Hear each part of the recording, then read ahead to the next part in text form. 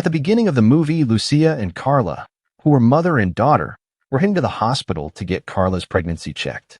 Lucia was upset with Carla for smoking and getting pregnant before getting married, and her boyfriend didn't want to take responsibility. When she saw how sad Carla was, Lucia reassured her that everything would be okay and that she would still love her despite feeling let down. While they were riding, Carla started feeling sick and asked her mom to stop the motorbike. She pulled over because she was feeling queasy, and then she saw a bunch of bodies in the bushes, which was really surprising. They were so shocked and decided to go to the police station to report it. Over at another spot, a guy named Guerrero ran into his buddy Tuco at a bar. As they were leaving, Guerrero mentioned that Tuco was still the same old guy. Right after that, they spotted some chaos going on in front of the police station, and it turned out to be Lucia and Carla getting harassed by a group of thugs. When Guerrero tried to step in, Tuco warned him that it was Roman, the little brother of a mafia guy in the city named Joseph, and told him not to interfere, but Guerrero didn't listen and dove in to break up the fight. He told the thugs to back off, but Roman wouldn't have it and tried to attack Guerrero. His guys grabbed a gun and tried to shoot Guerrero, but he dodged the bullets and ended up getting the upper hand, with a gun to Roman's head. Due to the sound of gunshots, the police quickly rushed out and aimed their guns at Guerrero, making the situation very tense. Guerrero then explained what had happened and revealed that he was a captain in the military, but a cop named Marquez wasn't buying it, so Lucia vouched for him, saying he had saved her from the bad guys. Guerrero reiterated that he was a captain in the Mexican Armed Forces and showed his badge. After seeing the badge, Marquez ordered the criminals to drop their weapons, and they were arrested. Before leaving, Guerrero punched Roman in the face, leaving a bruise. Lucia and Carla were so thankful to Guerrero for saving them. Lucia told him that they had stumbled upon a bunch of bodies and tried to report it. That was why the bad guys were chasing them. A little while later, the special forces were spotted going through the pile of bodies, and it turned out that they were the bodies of the soldiers who were suspected of being killed by the mafia. They made sure to bury all the bodies respectfully and pay their last respects. The Minister of Defense and the military colonel, Colonel Marcelo, had a meeting to talk about the soldiers' bodies that were found. Marcelo was determined to capture the people who killed the soldiers and make sure their deaths weren't for nothing. He promised to track down those responsible. Guerrero popped up and the Minister of Defense greeted him because he had done a great job and fully backed the mission to catch Joseph. Before he left, the Minister of Defense asked Guerrero to grab lunch with him, but Guerrero had plans with his team and had to turn down the invite. Joseph was watching the news about the soldiers' bodies being found. Roman soon came up to him and Joseph went off on him for stirring up trouble with the ladies and ended up with the special forces finding the bodies they finished off. Roman said it was his underling, Eduardo, who buried the bodies in the bushes. Joseph told Roman that he reached out to the Minister of Defense and got the scoop on Guerrero, the captain of the Mexican Army's special forces who offed his dad. He said the only way to take down the special forces was with some insider help, so he was setting up a meeting with the Minister of Defense. Elsewhere, Lucia was looking after Carla, who was still in shock after coming across a bunch of bodies, when all of a sudden, some people burst in and attacked them. Elsewhere, Guerrero's special forces were getting together to chat about their plan to nab Eduardo, who was a suspect in the soldier massacre. Guerrero said they wanted to arrest him to get the lowdown on where Joseph was hiding. He split the team for the job. One crew, led by his right-hand man Toro, would pretend to be diners at Eduardo's restaurant to scope out the area, while the other crew, Combo and Tank, would stick with Guerrero. Their youngest member, a sniper named Pollo, would keep an eye from a distance. Long story short, the first team was chilling in the restaurant, keeping an eye on Eduardo while Guerrero and the other team made sure the civilians were safe. They then surprised Eduardo, and things got pretty intense with everyone pointing guns at each other. Guerrero asked Eduardo to drop his weapons to avoid a shootout. The bad guys were quickly taken to be handed over to the prosecutor. Out of nowhere, one of Eduardo's guys snuck up and was just about to shoot Guerrero, but then Pollo, who was ready to save the day, managed to take the guy out. Shortly after, they got to the meeting spot to deliver Eduardo and his crew to the prosecutor. With the job done, Combo asked Guerrero if he could split because he was itching to see his family. Tank then reminded him that they had all agreed to take their leave for a vacation to celebrate Pollo's birthday.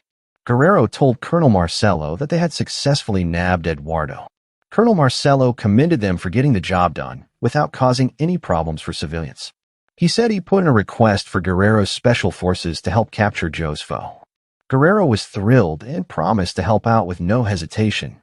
In the meantime, Joseph met up with the defense minister to get help in taking down Guerrero's special forces. It came out that Joseph had bribed the Minister of Defense to give him info on Guerrero's troops. The Minister of Defense then handed over a phone with detailed information on Guerrero and his comrades. As he left, the Minister of Defense mentioned that the special forces would be taking a break tomorrow. Roman filmed the meeting from far away, just in case the Minister of Defense double-crossed them. Then he told Joseph about it, and Joseph said the special forces caught Eduardo and told Roman to get revenge for his dad right away. On the other hand, Guerrero and his crew were looking forward to enjoying some time off for Pollo's birthday by going on a vacation. They were amused when Guerrero showed up with an old car for their trip. Tank teased him about the car, and Guerrero fired back by calling him an old man. They took a photo before heading out because once they got back from vacation, they were going to start their mission to capture Joseph right away. Even though they were driving an old car, they had a blast on their trip, singing and telling stories, but then out of nowhere, Joseph's men attacked them. Guerrero rammed his car into the enemy, and they all got out and started fighting. They were able to easily defeat the enemies and took their weapons to be prepared. And then more enemies appeared. They hid and got ready to attack the enemy. They defeated all the enemies and Roman got shot. Guerrero tried to get closer to the enemies, but Roman, who was dying, threw a grenade. Me chingó el murciélago. Luckily, the explosion didn't hit Guerrero directly. After things settled down, Guerrero grabbed Roman's phone to figure out who was behind the attack. Roman told them that more of them were on the way. Guerrero realized Joseph must have known their location and suspected a traitor in the military. Guerrero called his buddies at headquarters right away to tell them they were being chased and attacked by the enemy. For safety, he decided to head into the forest towards the nearest military post. Not long after Joseph and his guys arrived, he was completely surprised to find out that Roman had been killed. This made him really angry, and he wanted to get revenge for his dad's death and for Roman right away. He handed his men the phone with Guerrero's location so they could track them. Guerrero and his buddies stopped for a quick drink and to reload their guns on their way to the closest army base. The base was far, and they knew the enemy would be hot on their heels. Toro asked Pollo why he was switching his watch from his left wrist to his right. Pollo said it helped him aim better when he's out on a mission. Soon after, Joseph's guys were spotted nearby. Guerrero quickly handed Pollo a gun, and another shootout broke out. Guerrero's crew decided to hightail it out of there since the enemy outnumbered them. As they were traveling, they spotted a cave and thought it would be a good place to hide. Guerrero and Pollo stayed outside to keep watch. Before long, the enemies showed up and another gunfight broke out. They ran into the cave to take cover. Guerrero and Pollo could hear gunshots outside. Guerrero tried to sneak closer to the cave entrance to see what was going on. Unfortunately, Pollo, who had let his guard down, got shot in the arm, but luckily it was just a graze. Guerrero and Pollo yelled out to their friends to see if they were okay. Guerrero started to freak out when his three friends didn't respond at all. Soon after, Combo and Toro showed up with a badly injured Tank, who had been shot in the gunfight. Combo quickly tied a cloth around Pollo's wound. Then he started to treat Tank's serious cheek wound. When Guerrero realized the enemy might be tracking them, he gathered up all the cell phones and left them behind. On the other hand, Joseph was approached by one of his men who said that the special forces had taken out all of them. Joseph rushed to the scene and saw his men's bodies piled up. That's when he told his crew to go after those special forces. At the same time, Combo took a look at Pollo and Tank to see how they were doing. He told Guerrero that Tank's wound was infected and he wouldn't be all right. Suddenly, Guerrero got a video of Joseph meeting with a minister of defense and said they were in danger because someone important had betrayed them. They kept going towards the military post because it was getting late.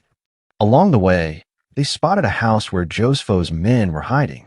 Guerrero decided to go in and check for supplies and ammo. They were able to take down the bad guys there pretty easily.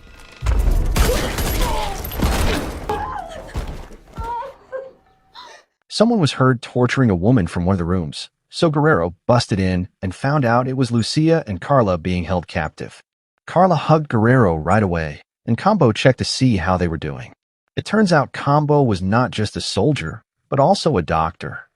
Guerrero and his buddies quickly grabbed some ammo and supplies because Josfo's troops were on their way. Feeling exhausted, Toro mentioned that situations like this made him sometimes consider leaving the army, but at the same time, it was also what motivated him to keep being a soldier. Before leaving, Lucia and Carla were given bulletproof vests for their trip to the military post for safety reasons. Shortly after they left the house, their enemies appeared and started shooting at them. It turned out that Josfo and his crew had surrounded the place. They quickly went back to the house, but Pollo got shot again. Toro quickly picked up Pollo, who was struggling to walk, while making sure Lucia and Carla were safe. Despite being injured, Pollo was still able to shoot accurately and take out some enemies, but Josfo and his men kept shooting at the house and eventually overwhelmed the special forces. Combo attempted to attack the enemy from a different angle and finally took down some of them. Pollo fell down from the pain. Toro rushed to help him and called Combo to get him help right away. Combo quickly came over and asked Tank to cover them. On the other hand, Josfo told his guys about a secret way out of the house that led to the river. They all headed straight for the gutter so they could surprise attack Guerrero and his crew. Lucia and Carla, who had been quiet this whole time, wanted to help the special forces because they seemed super overwhelmed. Guerrero quickly showed them how to use a gun and told them to get ready to find a spot. It turned out that Josfo's crew brought out the heavy artillery that could break through walls, so Guerrero and his team quickly sought cover. The enemies started shooting at the house, but luckily none of the bullets hit Guerrero and his team. When the big guns ran out of bullets and needed to reload, Guerrero and his team launched a counterattack by tossing grenades at Josfo. Sadly, Tank got shot in the process. One of Josfo's guys snuck into the house and Toro got into a fight with him right away, but Toro was caught off guard and got stabbed. Pollo saw it happen and quickly shot the guy dead. Guerrero made sure his team was okay. Tank told him he was low on ammo. Carla quickly gave Tank more ammo and was surprised to see he was really hurt. Shortly after, Josfo's crew got into the house and another shootout started. Tank, who had a grenade, quickly told Carla to get out of there, but then he ended up blowing himself up along with all of Josfo's men. Right after the explosion, Guerrero checked it out and Combo felt really bummed because he saw Tank, who had passed away. When Guerrero saw his best friend dead, he told his team to go attack Josfo right away, but Pollo got shot for the third time because he wasn't paying attention. Combo rushed to help Pollo, but the bullet hit his neck and Pollo didn't make it. Josfo, who was on his own, decided to give up and drop his weapon right away. Combo wanted to take him out right then and there when he heard Josfo rambling, but Guerrero stopped him. Guerrero said that they were elite forces with honor and would rather have a fair fight with Josfo.